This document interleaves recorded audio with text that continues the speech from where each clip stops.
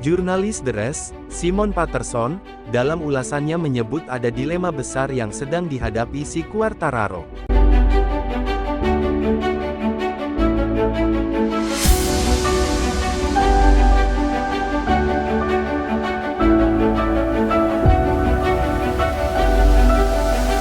Si Fabio Quartararo berada di persimpangan jalan pada MotoGP 2024. Antara bertahan di Yamaha atau pindah, dia harus menentukan masa depannya dengan tepat. Dua musim terakhir di Monster Energy Yamaha sungguh menghadirkan ujian nyata bagi si Fabio Quartararo karena keterpurukan Yamaha.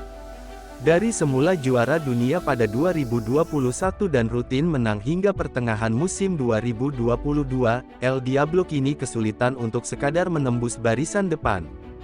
Berbagai kekurangan motor YZR-M1 tak kunjung sembuh karena Yamaha kesulitan untuk menyatukan dan mendapatkan keseimbangan yang diharapkan.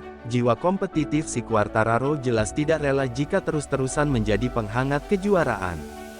Untungnya, pintu keluar ada di depannya karena kontrak yang akan rampung dengan pabrikan garpu Tala pada akhir tahun ini. Si Quartararo dihubung-hubungkan dengan Aprilia yang baru saja unjuk gigi dengan kemenangan dan satu podium lainnya dalam sprint musim ini. Aprilia jelas patut dijadikan calon tujuan untuk puasa kemenangan si Quartararo, dulunya juru kunci, sekarang pabrikan asal Noale jadi pesaing kejuaraan dan selalu mencetak kemenangan dalam dua musim terakhir.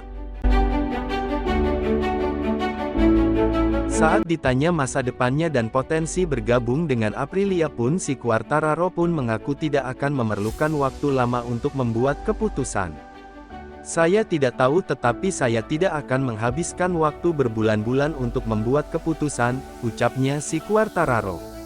Namun, apakah sesederhana itu? Jurnalis The Race, Simon Patterson, dalam ulasannya menyebut ada dilema besar yang sedang dihadapi si Quartararo.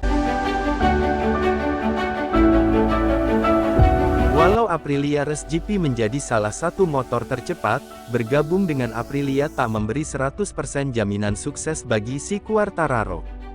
Penyebabnya adalah proses adaptasi dengan motor bermesin V4 bagi si Quartararo yang selalu menunggangi motor inline 4 milik Yamaha sejak debut di kelas para raja pada 2019. Mantan rekan setimnya di Yamaha dulu yaitu si Maverick Vinales belum mengalami transisi yang benar-benar stabil dengan 6 podium dalam 27 balapan hari Minggu sejak pindah ke Aprilia. Selain itu Aprilia bukan pabrikan dengan budget yang mewah sehingga si Quartararo berpeluang besar untuk mendapat pengurangan gaji. Daya tawar Aprilia juga lebih tinggi karena sejatinya mereka punya line-up pembalap yang mumpuni dari si Vinales, si Alex Espargaro. Si Quartararo juga bukan satu-satunya opsi karena Aprilia juga menunggu tumbal dari persaingan antara dua jagoan lainnya, si Jorge Martin dan si Enea Bastianini, untuk satu kursi tersisa di Ducati. Sementara di Yamaha, si Quartararo telah menikmati status sebagai pembalap nomor 1, kekuatan finansial Yamaha juga lebih mentereng dan ini bukan semata-mata untuk menawarkan gaji tinggi kepada si Quartararo, yang lebih-lebih hanya semata untuk menang lomba. Potensi Yamaha belum terlihat saat ini, tapi dengan sokongan dana yang besar, mereka punya bekal untuk membuat terobosan lebih besar saat regulasi teknis diperbarui pada 2027 dan pengembangan dimulai dari nol lagi.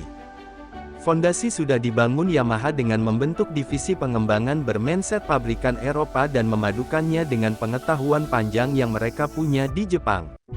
Adaptasi budaya tak terelakkan seiring pergeseran peta kekuatan MotoGP sekarang dengan motor Eropa seperti Aprilia, KTM, dan Ducati sebagai pusatnya.